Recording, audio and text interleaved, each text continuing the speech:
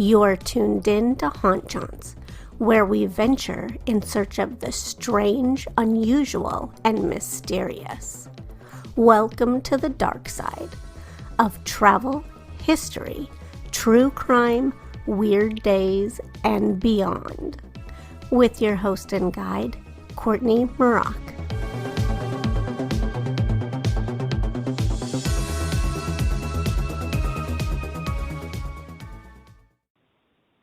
Okay, I think we're all set up. Okay, hello again, you guys. Hello. Thanks for being patient, and thank you for agreeing to talk to me again. I love talking with you guys. I'm sad Chelsea's not here, but I know she's got stuff. Yeah, well, thanks for inviting us again. It's always a pleasure. Yeah, ditto. I'm so excited, and I don't even know where to start because you guys. First of all, congrats on season 3. Everybody is psyched that you're back. Yeah, we're excited to be back. Woo! And I guess congrats to Alex because a lot of people noticed you were in the intro this time, and there was a lot of chatter on Twitter about that, which I thought was pretty cute. Yeah, I mean, that's all thanks to Dakota for putting that intro together. He really killed it on that. Woo! Yeah, everybody loved that. There's a lot of stuff. So the intro, Dakota's ducks, some scavenger hunt. There's a lot of chatter on Twitter about the whole season. True. And we're excited that people have received it well. Oh my gosh, this duck thing people are going bananas for. Did you do that in other? Is that just a Twitter? Did you do that in other seasons? Am I just out of the loop, or is this new for season 3? This is something we've been. So season 1, it's really hard to find. It's only in every episode one time, and sometimes it's just the beat. But season 2, it's very obvious at times. It's famous 3, but it is something that we've been doing since we were very young, making videos together. Ever since we started our YouTube channel, we've been hiding rubber ducks in the background. Every episode of season 3, there's at least 1 to 6 sightings. Oh, that's exciting to know. Okay, so see, I was like, what the heck, man? My fan status is now taken away. I did not know about this duck stuff. So, man. But now I'm caught up, and now I know. So. And and there, Kim Hunt on Twitter, she wanted to know. Okay, she said every time that she watches Destination Truth, she wants to know who drives the RV. That's a solid question. I mean, I feel like, Tanner, you want to answer? You got it. I mean, it's a weird answer because there's multiple people. Sometimes it's a different person this season, but we just try to hire the best, most professional people who can get us from point A to point B safely. So usually it's a lot of different professional union drivers. Oh, that's cool to know. Okay, good. Yeah, I thought for some reason it was always one of you guys. But I never still see said that. I was like, wait, that's true. They're always together. Who does drive the RV? It's like the mystery driver. With Tesla, we'll be driving automatically. Oh, that's true. Yeah, let's have a robot do it for us. That'll not. Oh my gosh, that'd be awesome. And then, for Waverly, at Crazy Music Lover Lauren Seidel wanted to know how long did it take you guys to get all the info on Waverly? But that's kind of a good question for everyone. How long does it take you guys to do the research? You know what I'm saying, the research side of things. Yeah, we are lucky enough.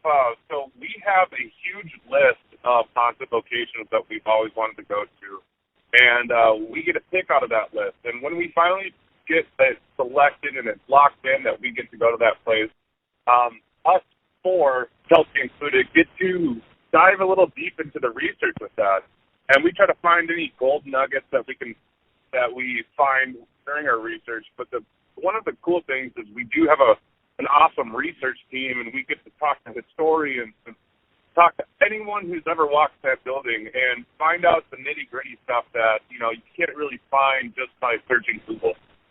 Oh, that's cool. Yeah, because you guys always do seem to be. And I know that you talk to other experiencers and investigators and everything, but I was like, wow, I wonder how long all that does take to compile. It takes a while. Yeah, with them. It takes at least a good week or two per location to really get a good write-up done of history and hauntings. Wow, that's intense. Okay, wow, that's a lot of good time that you guys put into that.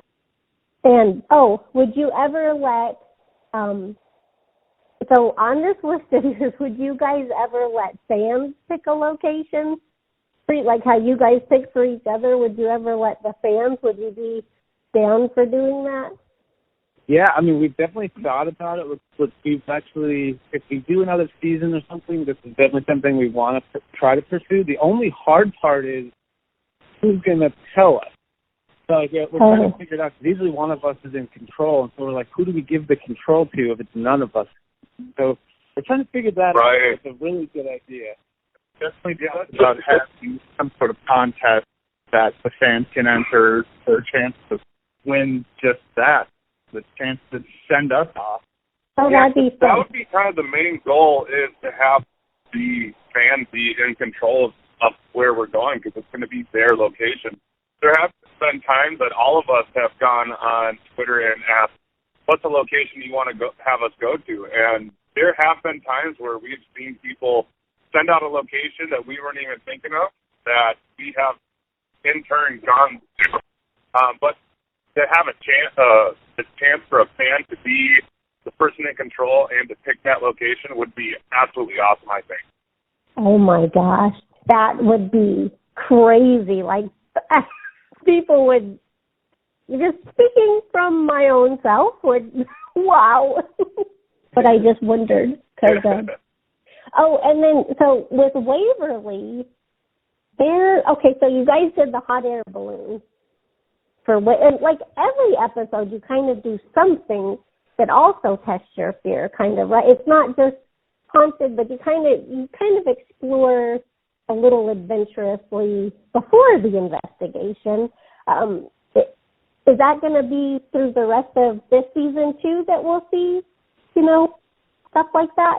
Yeah, definitely. I mean, that's one of our best, I think that's one of our favorite things, is the adventures and the pit stops that we do, because we all need it. We all need that break from the paranormal to get our minds off the scary paranormal stuff. And so every episode this season, you will see some sort of a fun adventure or challenge. And I can definitely say season 3 as a whole, we definitely upped our game too. The experiments and the pit stops got bigger. Oh, that's exciting. Yeah, because I remember when you guys did that, the I don't know what they're called. They're the water things. You jet something. The hydro jet. That's it. Hydroflight skateboard jet. Yeah, that thing was awesome. I love that you always find that something a little extra. And so this kind of got me curious, and I don't know if anybody else will pick up on it, but it was like the episode descriptions. There was a couple of them, and I was kind of like, wait a second, that seems a little. So it was like episode 4, it says, Dakota unveils a fear experiment so diabolical that the team is forced to decide whether to part ways or to continue on this road trip from hell together. And then episode 5 description was, fed up with Kenner and Dakota's experiments, Chelsea picks a revenge location unlike any other. The dark, untapped energy of this Pennsylvania poorhouse is overwhelming, and it forces the team to make a stunning decision to save their sanity. It sounds like I think Dakota just said that you guys really ramp it up this time. And that sounds like, are the fans in for seeing a little bit more edge of your seat with you guys this season? I mean, that's kind of the goal. Yeah. Well, it sounds Yeah, like... I mean, I guess I usually would be the one to talk on the things that we put everyone through, but I can for the first time say that this season I went the easiest on everyone. Everyone else went so hard in the experiments, and I don't know, Alex, how did you feel about the experiments? I didn't like Tanner's experiment at all. But I got back at everyone with mine, and Yeah, you did. probably was on one of the worst nights of this whole road trip to do my experiment, but I went ahead and did it anyway. And, yeah, we were kind of all out for revenge and out for blood, really. I mean, no one wants to have the worst experiment. No one wants to have the easiest location. So everyone tries to one-up each other, and this was a classic instance of everyone taking it to the next level, which then brought the next person up to that, taking it that much further. Oh my God. Yeah, it was bad. It was actually bad. There was some serious drama this season. Oh, yeah. That's what I was going to ask, because it kind of sounds from the descriptions, which is unusual for you guys. Yeah, I mean, Alex didn't talk to Tanner for at least a day. Funny though, like there was even a moment this season where we were like, we need to like bring each other together. We're like tearing ourselves apart. Like we need to do things that are like real bonding. Oh my gosh. Okay, so that's what I was trying, but I'm like, how do I ask this? Because you guys, like everybody loves you and loves your bond and your energy. I think it was Madison Cummins. She shared a picture on Twitter, but it's from the Destination Here Facebook group, and why she likes you guys so much, and what, I mean, really, she summed up why your show is so appealing, because your chemistry is amazing, and your first person, like you bring us, the viewers, in with you. And so I was like, oh no, I hope they're okay. Like I think everybody will want to know. So there's going to kind of be like, this will be a spoiler that you guys are still okay, even though it gets a little hairy this season. Yeah. I mean, yeah. We definitely survived. We'll always be friends no matter what we do to each other, but in the moment, it's got a little heated at some point. Oh, yeah. I mean, but these are the things that you only do with your best friends. Like, you know what's going to push your friend's buttons, so you push that button just to see them squirm a little bit. And, you know, I think this is the classic thing that we always say is that we wouldn't be able to do this without our best friends and without our family. And we all consider ourselves family members. So, you know, it gets difficult at times, but the fact that we're all together, we're all best friends, it makes it that much easier. Well said. Because you guys do say that. Like, I think every time I talk to you, so that, and I love it. And really, that is what makes your show and you guys just so watchable and so enjoyable. I love you guys, and I see all your fans. I mean, it's just the best. You guys are really, and even somebody said that kudos to Dakota for, taking you guys, for learning from that, but now they like you better than Ghost Adventures. I was like, that's a huge compliment. Wow. Well, that's a big definitely high praise. Yeah, that's high praise. Yep, I thought that was pretty cool. So, congratulations on that too. And I have another crazy question for you. So, well, no, I'll say that one for a second. Okay, which location was scariest for each of you? Was it different, or did you guys have the same? I think we can all agree that there's one night in particular that was the scariest, but not for any paranormal reason. But the scariest paranormal locations, I think, might be all different. Yeah, like my scariest this season, which is... Warning. Whoops! We extracted top secret information from Dakota that we weren't meant to know just yet. We'll air his answer at a later date when we get the go-ahead from Discovery and Travel Channel. Yeah. You got it, Al. No, I was just going to say I actually do agree with Dakota. Even though I picked that location, there wasn't much to go off of, so it was kind of fear of the unknown the whole way through. Like, we just didn't know what to expect at this location, and it did not disappoint. Me would be Alex's first pick, the OddFellows Home, where we actually believed and we saw a person trying to break into the building. And at the end of the night, we always sleep alone. And, we still wanted to go with our game plan of, separating and sleeping alone. Alex decided to take our flashlights away.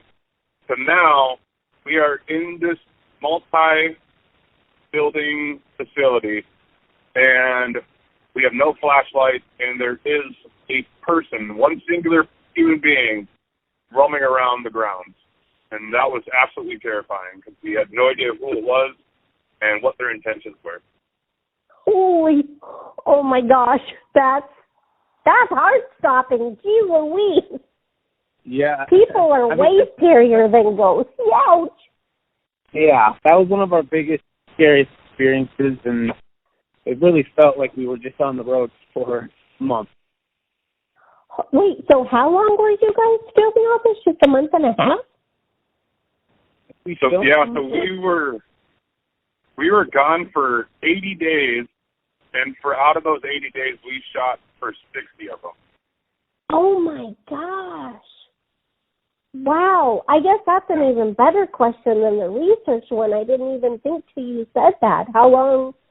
Wow, that's intense. So are you back home right now, or are you guys filming for season 4? I wish. We'll see. We will see about season 4. But if we do, if we get it, I know every single one of us already has our locations in our head. Yeah. That's awesome. Well, I think a lot of people also hope that season 4 happens. And I don't know how much time I have with you guys, but I've already taken up a good chunk. So I'll just, no. I have one last question for you guys. This is a crazy one. Okay. So, you know how Discovery does the Shark Week stuff, and that was just, a couple weeks ago or last week or something? Yeah. This is sort of a 2-part one. Would you rather go back to your scariest location or do a Shark Week special? Oh, yeah. I'd rather do the Shark Week special. Yeah, I have to agree. Yeah, I'm definitely I need the new shiny toy type guy where, like, we've gone to that place before, but the fact that we'd be able to do a Shark Week special would be legendary. I'd be terrified. I think we all would be. But yeah. I think it would be absolutely insane to do a Shark Week episode. Yeah. Shark Week. You can't go wrong. Yeah. You can't go wrong. Nothing goes wrong with sharks. Goes wrong. What could go wrong with Shark Week? Who gets hurt by sharks anymore? No one gets bit by sharks. Okay, that's what I thought. I'll just end on that one because that was the best. Thanks for playing along and answering that one. Thank you, Courtney. Thank you, Alex and Dakota and Tanner, and it was great to talk with you guys again. I hope you have a wonderful day. You too, Courtney. Thank you.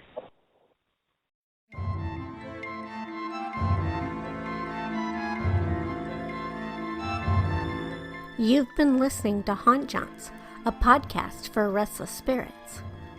My name is Courtney Maroc, and it's been my pleasure to be your host and guide for this audio journey. Did you like what you heard? If so, the best ways to show your appreciation are by subscribing wherever you get your podcasts from, leaving a review if your podcast provider permits it, or by sharing this episode. If you're curious about the music, almost all of it comes from filmmusic.io, unless otherwise specified in the show notes, which is also where all artist and song titles are listed.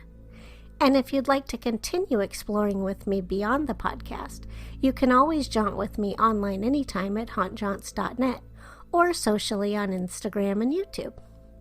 I sure do appreciate you taking the time to sail the airwaves with me. Until our paths cross again, ciao for now.